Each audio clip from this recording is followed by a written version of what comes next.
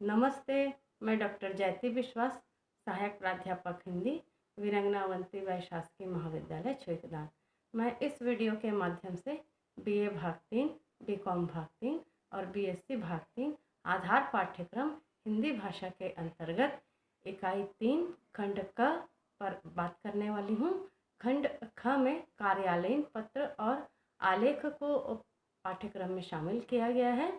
चूँकि हम कार्यालयीन पत्र की बात इस वीडियो में करने वाले हैं, इसलिए यह कार्यालयीन पत्र की भाषा से बीए भाग 2, बीकॉम भाग 2 और बीएससी भाग 2 के विद्यार्थियों के लिए भी ये जानकारी जो है वह आवश्यक और महत्वपूर्ण है। इसलिए यह वीडियो भाग 2 के विद्यार्थी भी इसे देखें और कार्यालयीन भाषा को समझने का प्रयास करें।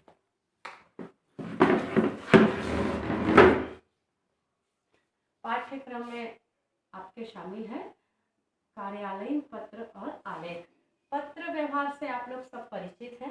पत्र व्यवहार का जो संक्षिप्त परिचय है, पत्र व्यवहार की आवश्यकता, पत्र व्यवहार की शुरुआत और उसकी क्या विशेषताएं हैं, इस पर हम संक्षिप्त बात करेंगे। तो पत्र लेखन एक कला है जिसके माध्यम से दूर बैठे व्यक्ति को संदेश दिया जाता है। इसलिए पत्र लेखन को दो व्यक्तियों का आधा मिलना कहा जाता है। भावनाओं की स्वाभाविक अभिव्यक्ति पत्र लेखन के माध्यम से होती है।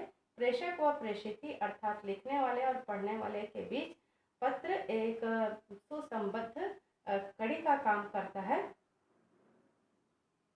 व्यवहारिक जीवन में यह एक सेतु है। अतः कहा जा सकता है कि पत्र लिखने वाले की भावनाओं की अभिव्यक्ति के साथ साथ उसके व्यक्तित्व का भी परिचायक है। पत्र व्यक्तित्व के अंतर्गत व्यक्ति का चरित्र, उसके संस्कार, मानसिक स्थिति तथा आचरण आदि बातें समाहित होती हैं।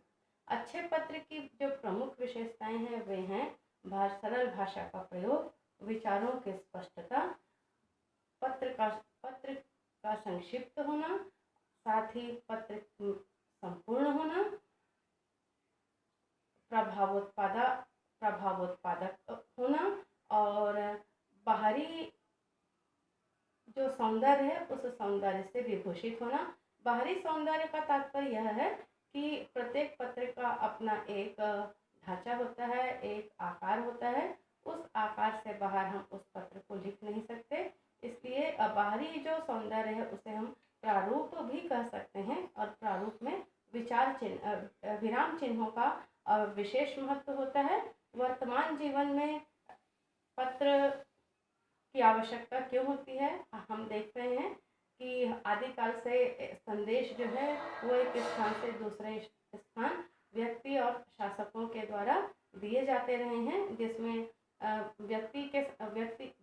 जो व्यक्ति पत्र प्रेषित करता था या जो व्यक्ति पत्र लेकर जाता था उसको हम संवाददाता के नाम से जानते हैं या खबरी के नाम से जानते हैं और उनको संवादिया भी कहा जाता है। तो ये जो व्यक्ति होते थे, आज यह काम जो है वह वैज्ञानिक स्तर पर हमारी मीडिया या संचार के माध्यम करते हैं।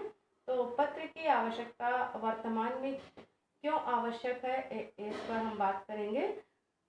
तो पत्र की आवश्यकता पर बात करने से पहले मैं आपको बताना चाहूँगी कि पत्र की आवश्यकता की परिस्थितियाँ कैसी कैसी होती हैं।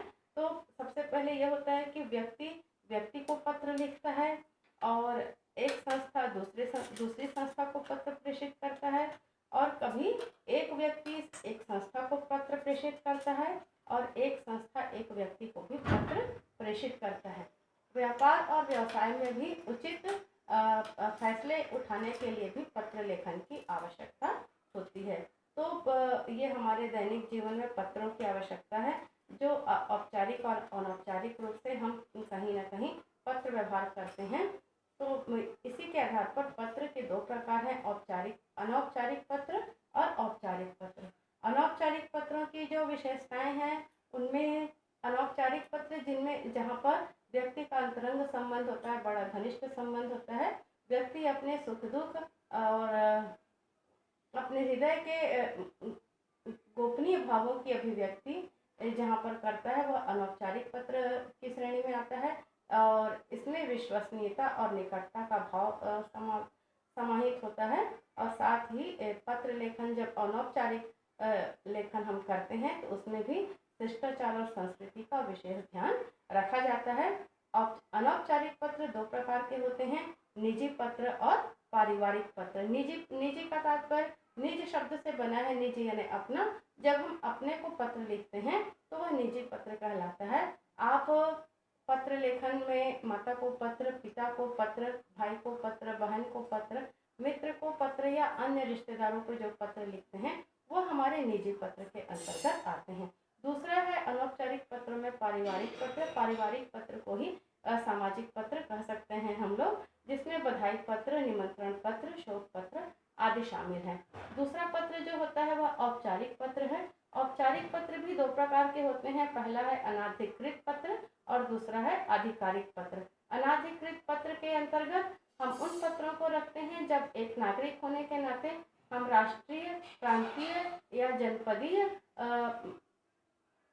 व्यक्ति के रूप में पत्राचार करते हैं और अपने कार्यों के सफल निष्पादन के लिए संबंधित संस्था से संपर्क स्थापित करना चाहते हैं। जैसे राशन कार्ड बनाने के लिए हम नगर पालिका से संपर्क करते हैं, विद्युत कनेक्शन के लिए हम विद्युत विभाग में संपर्क करते हैं। तो इस प्रकार के जो पत्र होते हैं वो अनाधिकृत पत्र कहलाते हैं।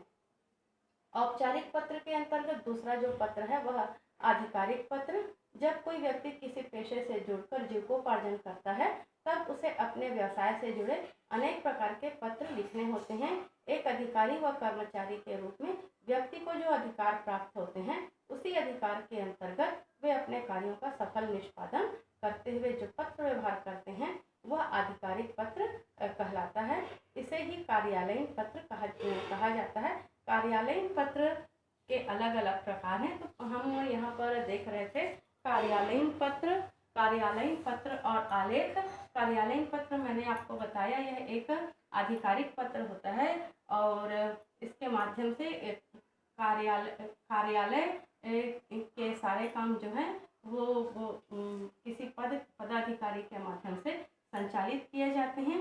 आलेख शब्द में लेख शब्द में जो उपसर्ग है उससे बना है यह आलेख। आलेख का अर्थ होता है विशेष शैली के माध्यम से लेखन कार्य करना आलेख कहलाता है। तो पत्र में आलेख की मुख्य विशेषता हम देख रहे हैं यहाँ पर। आलेखन पत्राचार का मुख्य अंग है। पत्राचार का मुख्य अंग है मतलब आलेख जो होता है, प्रत्येक कार्यालयीन पत्र के अनेक प्रकार हैं। जैसे यहाँ पर हम देख रहे हैं परिपत्र है, आदेश है, अधिसूचना है, ज्ञापन है, अनुस्मारक है, पृष्ठांकन है। तो ये सारे जो कार्यालयीन पत्र हैं इन सारे पत्रों का अलग अलग प्रारूप है। इसी प्रारूप को आलेखन कहते हैं और इस प्रारूप से बाहर हम किसी पत्र का लेखन कार्य नहीं कर सकते। इसलिए निश्चित प्रारूप के अंदर जो हम पत्र व्यवहार करते हैं वही लेखन शैली जो है वह आलेखन कहलाती है। कार्यालयों में कार्यों के संचालन के लिए एक निश्चित विधि है। इनमें पत्रों की महत्वपूर्ण भूमिका है। स्वाभाविक है कि कोई व्यक्ति जब किसी संस्था से जुड़ा है तो वह अपने अधीनस्थ कर्मचारी या समकक्ष कर्मचारी या अपने से किसी उच्च अधिकारी से जब संपर्क स्थापित करना चाहता है तो उसके लिए उसको पत्रों की आवश्यकता होती है। वहाँ पर शैली के मौखिक रूप की जो भूमिका है वह नगण्य होती है।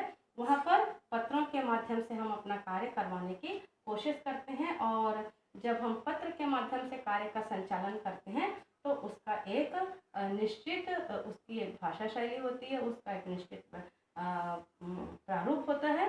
तो कार्यों के सफल संचालन के लिए पत्र लेखन जो है वह एक अनिवार्य विधि है और प्रत्येक अधिकारी और कर्मचारी उस नियम का पालन करते हैं। संस्था के अंतर्गत विभिन्न विभागों और उच्च कार्यालय अपने अधीनस्थ कार्यालयों में जो पत्र प्रेषित किए जाते हैं वे कार्यालयीन पत्र होते हैं। एक संस्था के अंतर्गत बहुत सारे विभाग होते हैं। जैसे हम अपने महाविद्यालय में देखते हैं, हमारा महाविद्यालय तो छोटा सा है किंतु इस महाविद्यालय में भी अनेक विभाग हैं। आप लोगों ने देखा होगा ग्रंथालय विभाग, जहाँ पर आप अपनी सुविधा अनुसार पुस्तक लेते हैं पढ़ने के लिए और उसका एक नियम है निर्धारित समय में आप उस पुस्तक को पढ़कर वापस कर देते हैं। और यदि ऐसा आपके बीच में संभव नहीं होता तो आपके लिए पत्र जारी होता है कि जिन विद्यार्थियों ने समय पर पुस्तक वापस नहीं किया है उनके लिए हम क्या करते हैं, विलंब शुल्क रखते हैं। तो इस प्रकार ये जो पत्र हैं, जो विभागीय ग्रंथालय से जो पत्र जारी होंगे वह भी एक कार्यालयीन पत्र के अंतर्गत होगा। महाविद्यालय में अनेक विभाग हैं, जैसे विज्ञान संकाय एक विभाग हुआ, वाणिज्य संकाय एक विभाग हुआ और कला संकाय एक विभाग हुआ। इसके अतिरिक्त हम देखते हैं कि आप क्रीड़ा से संबंधित अपनी दिनचर्या रखते हैं, क्रियाकलाप करते हैं और राष्ट्रीय सेवा योजना से जुड़कर भी आप काम करते हैं। मतलब कुछ प्रमुख विभाग के साथ साथ आप अपने जीवन के सर्वांगीण विकास में जो कार्य करते हैं उनमें भी पत्र लेखन का महत्व है। इसलिए यहाँ पर मैं ये बात लिखी हूँ कि संस्था के साथ साथ विभिन्न विभाग होते हैं और उन सभी विभागों में कार्यालयीन पत्र के माध्यम से हम अपने कार्यों का सफल संचालन करते हैं। यह इसलिए भी आवश्यक है क्योंकि अधिकारी और कर्मचारी अपने कार्यों के सफल निर्वाह के लिए प्रामाणिक तौर पर जो पत्र जारी करते हैं वह उनके कार्य निष्पादन का, उनके कर्तव्य निष्पादन का एक साक्ष्य होता है, प्रमाण होता है। और साथ ही इस ऐसे पत्र को जारी करने से काम भी सरल और सुविधाजनक तरीके से पूर्ण कर लिए जाते हैं। कार्यालयीन पत्र के अनेक प्रकार हैं तथा सभी पत्रों की अलग अलग रूपरेखा है। रूपरेखा का तात्पर्य है वही ढंग, शैली, तरीका, जिसको यहाँ पर मसौदा और प्रारूप या आलेखन भी कहते हैं। तो प्रत्येक पत्र, मैंने यहाँ पर पत्र लिख कर रखा हुआ है। प्रत्येक पत्र का अपना एक प्रारूप होता है, वह उसी प्रारूप के अंतर्गत पत्र लिखेगा। जैसे महाविद्यालय में आप लोगों को यदि किसी विषय से संबंधित आपको कोई जानकारी प्राप्त करनी है तो हम क्या कहते हैं, आपको एक आवेदन पत्र लिखने की बात कहते हैं। तो आवेदन पत्र का भी एक स्वरूप है, उसका एक प्रारूप है और उस प्रारूप के अंतर्गत ही आप आवेदन पत्र लिखते हैं और अपने कार्य को क्या करते हैं, पूर्ण करने की कोशिश करते हैं। तो आपका वह जो पत्र है वह भी प्रारूप है उस पत्र का, आवेदन पत्र का। और इसी प्रकार कार्यालयीन पत्र, जितने भी प्रकार के कार्यालयीन पत्र होते हैं उन सबकी अलग अलग रूपरेखा होती है, उसे ही मसौदा, प्रारूप और आलेखन कहा जाता है। ये शब्द पर्यायवाची शब्द हैं, मसौदा, प्रारूप, आलेखन, रूपरेखा।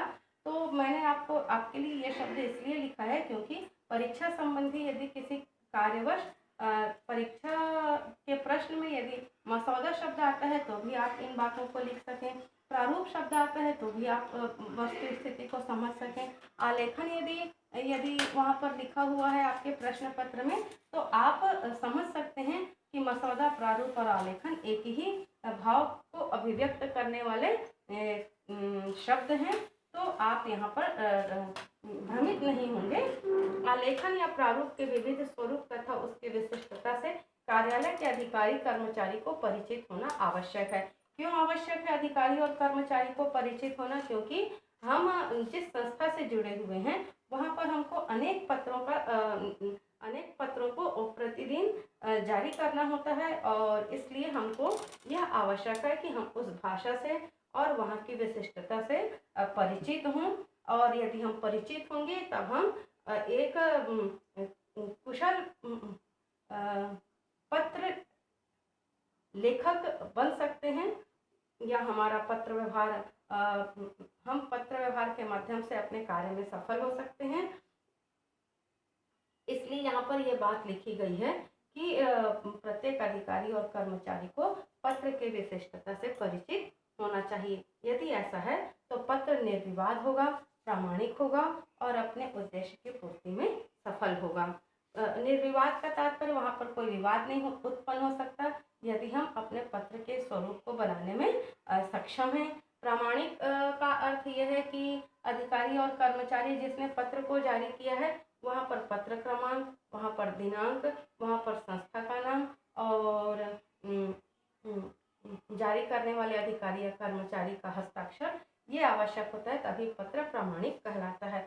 प्रयोजन अनुकूल मतलब उद्देश्य की प्राप्ति में तभी पत्र सफल होते हैं जब वे पत्र निर्विवाद और प्रामाणिक होते हैं। पत्र की भाषा संदेह रहित, सर्वमान्य, सुगठित, परिमार्जित तथा प्रभावशाली होनी चाहिए। जब हम जो अधिकारी और कर्मचारी भाषा की विशिष्टता से परिचित होंगे तो यकीनन उनकी भाषा कैसी होगी, संदेह रहित होगी। जो व्यक्ति उस पत्र को प्राप्त करेगा, जो व्यक्ति उस पत्र को पढ़ेगा, तो उसमें संदेह की स्थिति उत्पन्न नहीं होगी। भाषा सर्वमान्य होनी चाहिए। सर्वमान्य भाषा के लिए पारिभाषिक शब्दों का हमें प्रयोग करना चाहिए, जिससे हमारे वाक्य सुगठित हो सकें। सुगठित वाक्य शुद्ध होते हैं, परिमार्जित होते हैं, इसलिए वे प्रभाव उत्पन्न करने में सक्षम होते हैं। इसलिए हमें अपनी भाषा का विशेष ध्यान रखना चाहिए।